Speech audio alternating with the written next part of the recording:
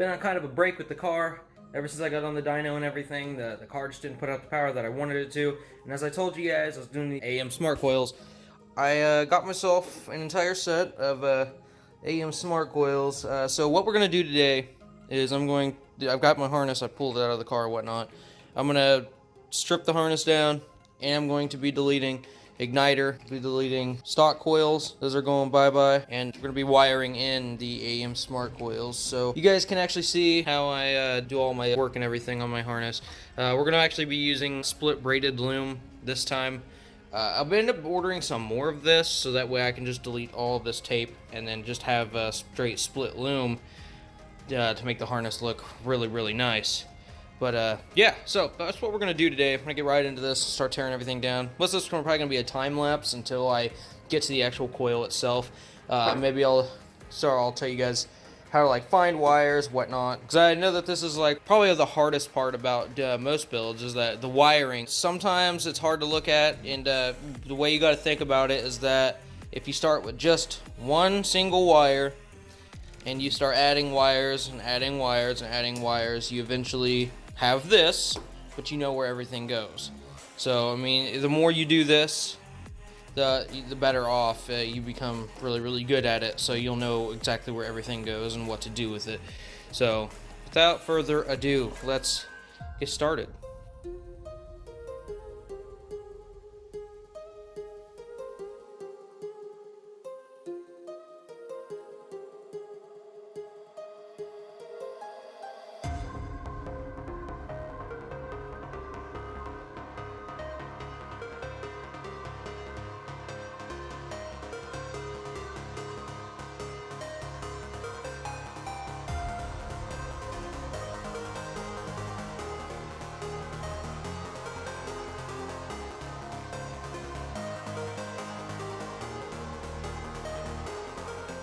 We're going to follow these colored wires. The colored wires are ground signals. This black and white wire is power. And the power is actually going to be going to every single coil. If you're getting tangled up or whatnot, and you know that the wire is going to go through, just cut it. You can get in a little bit. Just kind of follow through. And just drag the harness that you're removing out. This is the igniter. And then we're going to follow through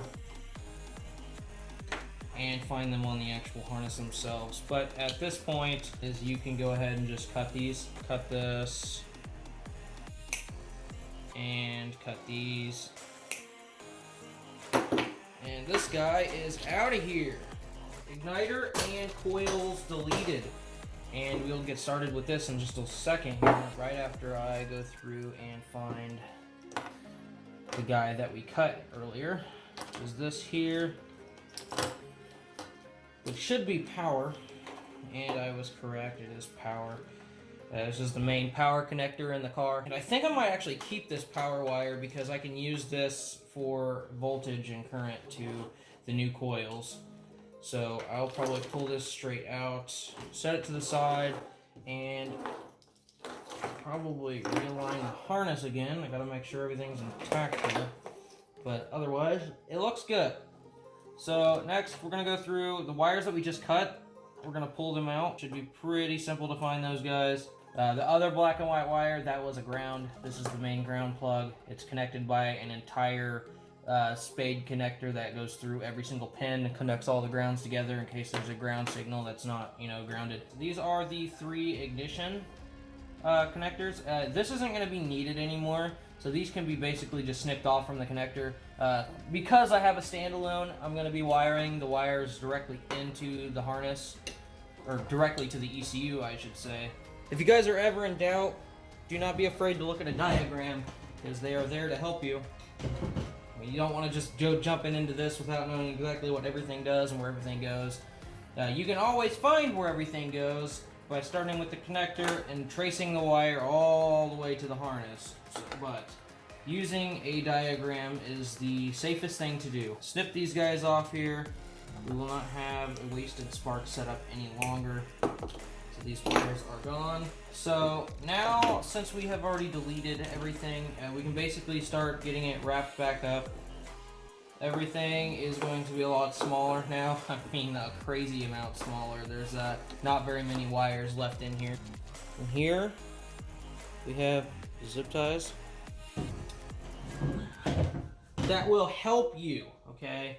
A couple zip ties on here just to kind of close up everything.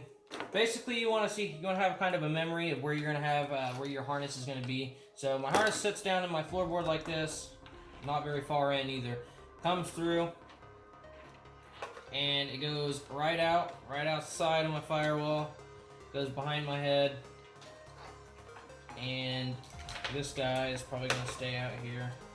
This and this starter and knock sensor, so those are going to go behind the head and go right to where they're supposed to be.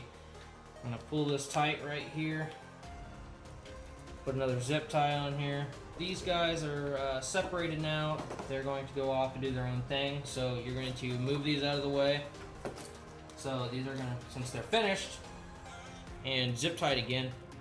Zip ties are just my preference. You guys can do whatever you want. You guys can use tape, whatever, but zip ties are not sticky. They're not a nuisance. The next thing you're going to want to do is you're going to want to find the next sensor that's like the closest. And in my case, I don't have very many sensors left because I basically got everything deleted. Idle air control valve, all that stuff. I've made it mechanical as far as it can be. So my next nearest sensor will be my injectors. It'll be injector 6, and then it will be my cam sensor. If you guys don't have the injectors marked, the injectors are color coded, so it's a gray, brown, gray, brown, gray, brown. Brown being first. If I lay out my injector harness just like this, it starts with cylinder 6, be brown, cam sensor, cylinders 5, 4, 3, 2, and 1. And these are how the injectors are laid out. And then it'll be going around the head. With the ground wires, you can leave a little bit of hang here, so that way you can like put them wherever you want. They're not that clustered, so it's not that bad. It's just kind of self-explanatory the further you go. One of the other things you got to remember is that on the JZ, you got 2 knock sensors. I don't ever run it through the same runner every single time. It's always long enough, so I don't have to worry about it. So I just let that thing go because it goes right through the runners, like it should. TPS, I normally let, it's going to stay long. Stays long just like this because I go right under the throttle body and plug it in. And then this is vvti. It's extremely long for some god-awful reason. And then basically we're finished. So this is what the harness looks like now. It's obviously a lot more, a lot better.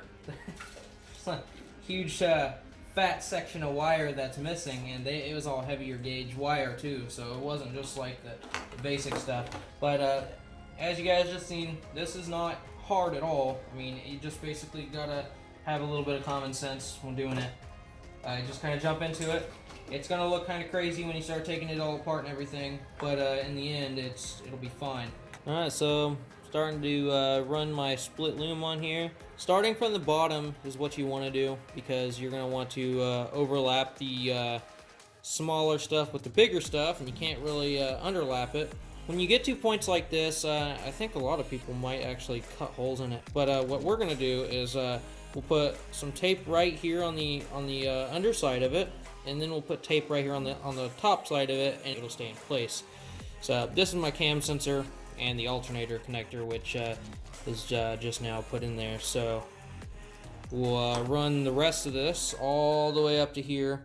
And I don't want to use too much of it because a lot of it is going to be for the coil system, so I don't really want to use the whole thing on this. I'll order more.